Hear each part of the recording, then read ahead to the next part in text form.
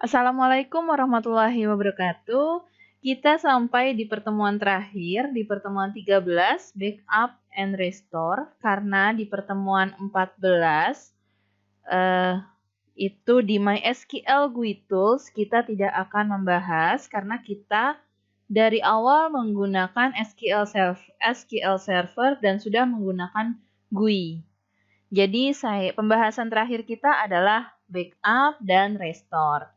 Nah, jadi di sini intinya adalah menggunakan fungsi backup di SQL Server.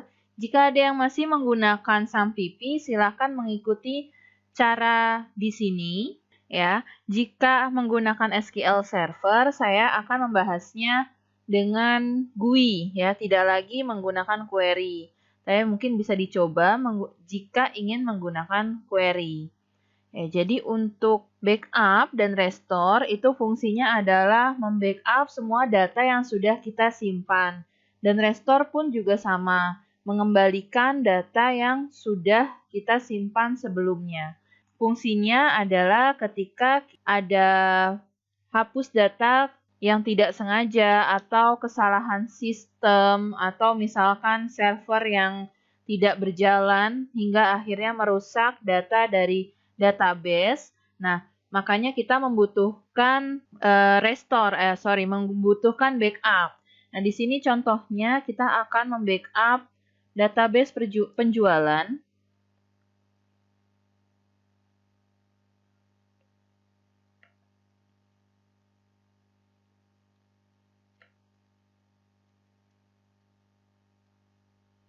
Nah, di sini di klik kanan ada task.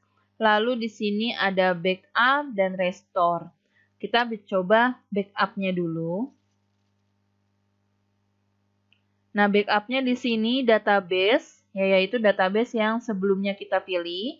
Lalu backup tipenya di sini ada full, diferensial, dan transaction log-nya. Nah, di sini kita pilih full, semuanya kita backup. Lalu backup komponennya adalah database. Lalu kita ganti ke media option.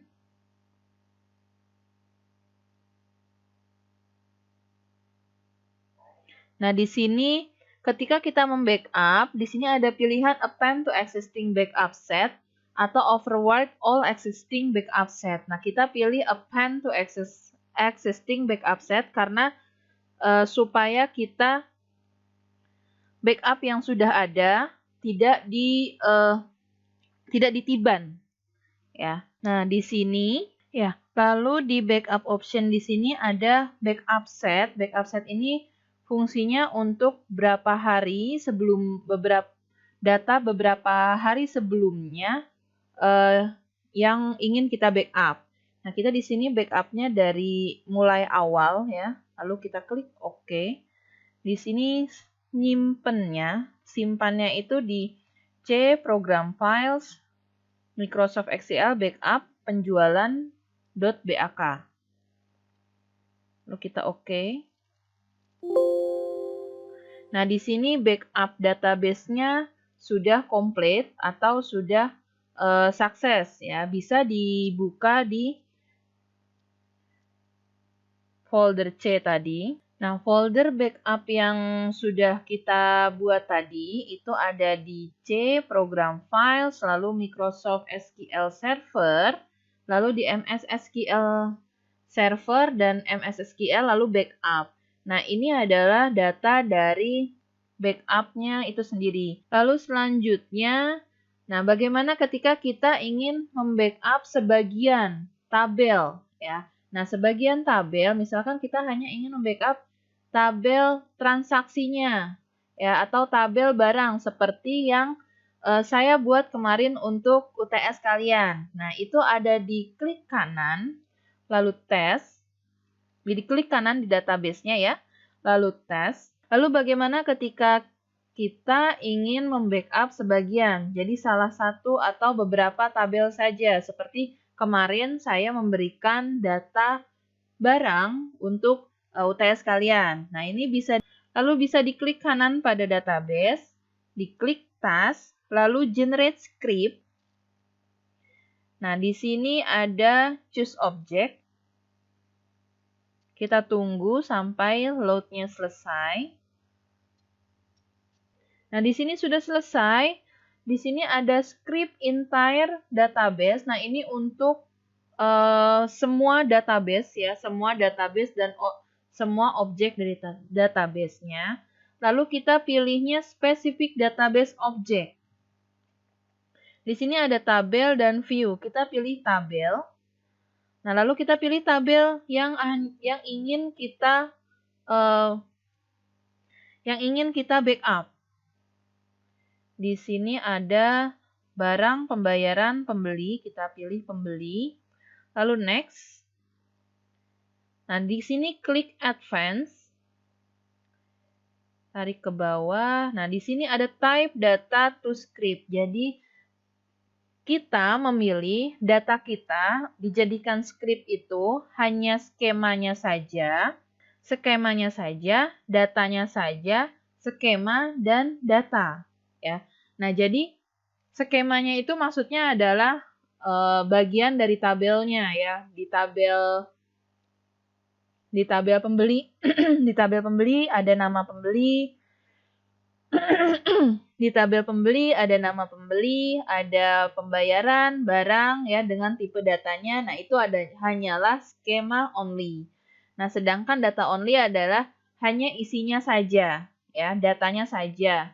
Lalu skema dan data adalah skema, ya, skemanya bentuk barang, pembayaran, ya, pembuatan tabelnya, di-create tabelnya, lalu datanya pun juga dijadikan script. Nah, lalu kita pilih. Ini tergantung kebutuhan kalian ya. Saya pilih di skema dan data. Diklik OK. Lalu di sini diklik Save as Notebook atau Save as Script File. Ya. Nah, di sini Script File. Diklik ya di dokumen. Nah, namanya kita buat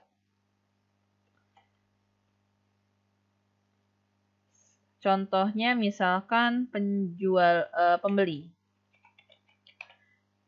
Nah, tadi kalau kita nge-backup database, formatnya adalah .bak. Tapi kalau ini adalah formatnya .sql.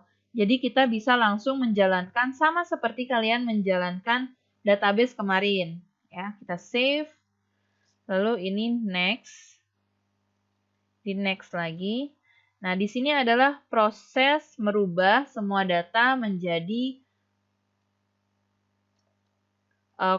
query ya. Nah, tapi diingat jangan membuat data yang sama untuk UAS ya. Kalian harus membuat database-nya sendiri, mulai dari create database-nya, lalu di-input sama seperti kalian membuat database kemarin untuk UTS. Ya, jangan menjadikan membuat script ini mempermudah kalian. Ya, karena kalian pun harus berlatih. Nah, sampai sini kita tunggu sampai dia finish semuanya. Nah, ini setelah finish, di sini actionnya terchecklist semua, lalu finish. Nah, filenya sudah ada di dokumen. Nah, filenya sudah ada di dokumen di sini ya, di pembeli. Ya, ini sudah menjadi .sql. Lalu selanjutnya untuk merestore database, ini tinggal diklik kanan, pilih task lagi, lalu di sini ada restore.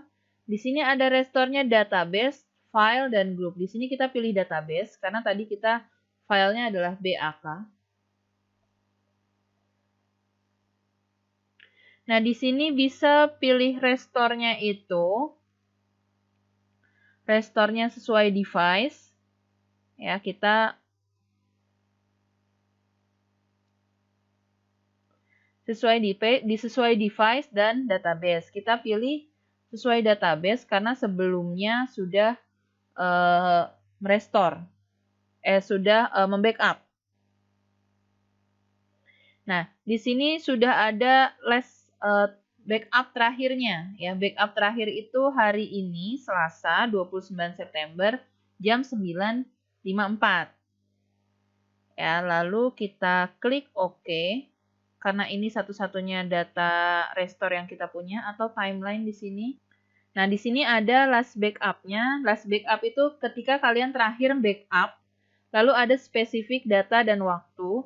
Nah, di sini kalian bisa merestore sesuai transaction log-nya atau sesuai waktunya. Di sini ada tanggal, ada waktunya, dan di sini intervalnya bisa 6 jam, bisa hari, bisa minggu. Ya. Nah, di sini kita last backup taken, kita pilih, lalu OK. Di sini kita klik OK. Dan di sini baru diproses restore datanya. Nah, di saya di sini restore-nya gagal karena ternyata saya masih